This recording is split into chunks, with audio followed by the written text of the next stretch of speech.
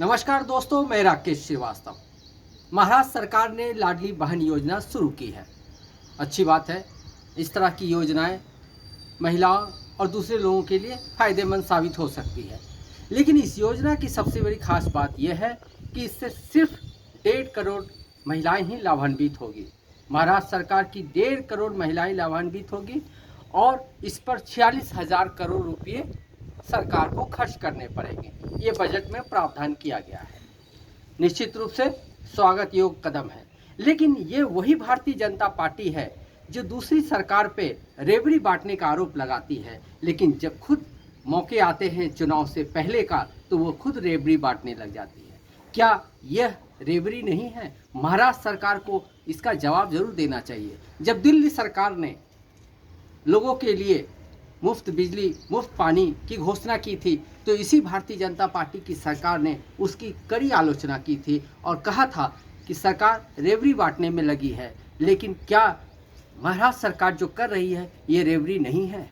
महाराष्ट्र सरकार ही नहीं, उत्तर प्रदेश ही सरकार, आप अगर देखें तो वहाँ कम से कम 5 ऐसी योजनाएं हैं जो डायरेक्ट लोगों को, नागरिकों को पैसे देती है, उससे सहायता प्रदान करती है। अगर उत्तर प्रदेश के बाद बात करें एमपी की, तो एमपी भी में कई तरह की योजनाएं चल रही है जहां करोड़ों रुपए सरकार खर्च कर रही है और लोगों को रेवड़ी की तरह पैसे बांट रही है। क्या सरकार अपने इन योजनाओं को लेकर जानकारी देगी? केंद्र सरकार हो या महाराष्ट्र में या भारतीय जनता पार्टी की उत्तर प्रदेश, यूपी सरकार, एमपी सरकार हो, हर जगह ये कहा जाता है कि कांग्रेस और दूसरे दलों की सरकार रेवड़ी बांटने में लगी रहती है। खास करके केजरीवाल सरकार पे ये आरोप लगातार लगते रहे हैं कि वो रेवड़ी बांटती है।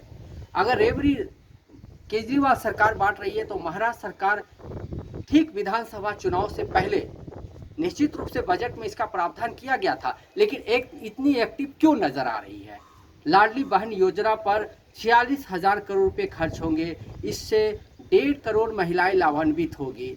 महिलाओं में भाग दौड़ मची हुई है इसके फॉर्म भरने के लिए। निश्चित रूप से हर महीने 1,500 रुपये उनके अकाउंट में आएंगे तो उससे थोड़ी बहुत राहत होगी। इसे लेकर निश्चित रूप से दूसरे दलों की तरफ राजनीति शुरू हो गई है। लेकिन इस राजनीति का सबसे बड़ा एक अंग ये है कि जिस भारतीय जनता पार्टी को दूसरे दलों द्वारा इस तरह के पैसे देने पर रेवड़ी बांटना नजर आता है, उन्हें अपनी ही सरकार की इस रेवड़ी पर कोई जवाब नहीं देना है। सबसे बड़ा सवाल ये है कि सिर्फ 1.5 करोड़ महिलाएं ही क्यों? इस महाराष्ट्र में करोड़ों महिलाएं हैं जो इस लाभ से वंचित रह जाएगी। क्यों? क्योंकि सरकार ने बड़ी चालाकी से महिलाओं को लुभाने के लिए एक योजना की तो घोषणा कर दी, लेकिन बड़ी चालाकी से 15 साल यहाँ के निवासी होने का भी एक शर्त जोड़ दिया।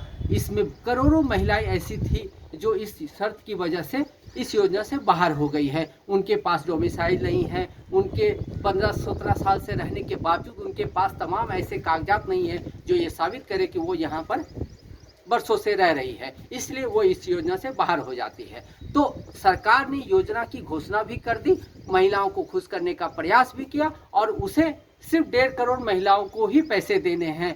ये सब महाराष्ट्र में अक्टूबर महीने में होने वाले विधानसभा चुनाव को देखते हुए किया गया है। अब दूसरा पहलू अगर देखें तो महाराष्ट्र में ये नौबत क्यों आई? लाडली बहन योजना को लेकर भारतीय जनता पार्टी के नेता इतने सक्रिय क्यों नजर आ रहे हैं? दरअसल अगर पिछले 2 महीने पहले हम चले लोकसभा चुनाव की ओर, लोकसभा चुनाव में भारतीय जनता पार्टी को करारी शिकस्त मिली इसी महाराष्ट्र में। उसके अलावा देश भर के चुनाव जो हुए उसमें 240 सीटों पर भारतीय जनता पार्टी सिमट गई। तो अलग अलग राज्यों में जो इनकी स्कीम्स चल रही है, जो महिलाओं को, बुजुर्गों को, दिव्यांगों को लाभान्वित करती है, उसी तरह की योजना महाराष्ट्र में लागू करके महाराष्ट्र की जनता को साधने का प्रयास किया जा रहा है। उन्हें लग रहा है कि महाराष्ट्र में अगर उन्होंने किसी खास योजना को, क्रीमी योजना को लागू नहीं किया तो शरद पवार और दूसरे दलों के जो नेता हैं, जिस तरह से उन्होंने लोकसभा चुनाव में अपनी शानदार जीत हासिल की है, वो विधानसभा चुनाव में इनके लिए मुश्किलें खड़ी कर सकते हैं। यही वजह है कि विधानसभा चुनाव से इन पहले लाडली बहन योजना लाकर सरकार महिलाओं को खास करके खुश करने का प्रयास करना चाह रही है। लेकिन इस योजना के साथ जो कही गई कि महिलाओं को कहीं भागदौड़ नहीं करनी पड़ेगी, उन्हें हर तरह के कागजात उपलब्ध कराए जाएंगे, लेकिन ऐसी कोई बात नहीं है। महिलाएं भागदौड़ कर रही है। कई जगह इनके ऐप्स जो लागू किए गए उसके सर्वर डाउन हैं और महिलाओं को 300 से 500 रुपये तक फॉर्म भरने के लिए देने पड़ रहे हैं। इसकी वजह से जो सरकार के दावे हैं वो भी खोखले साबित हो रहे हैं। आज के लिए बस इतना ही। मैं राकेश श्रीवास्तव आपसे विदा चाहता हूँ।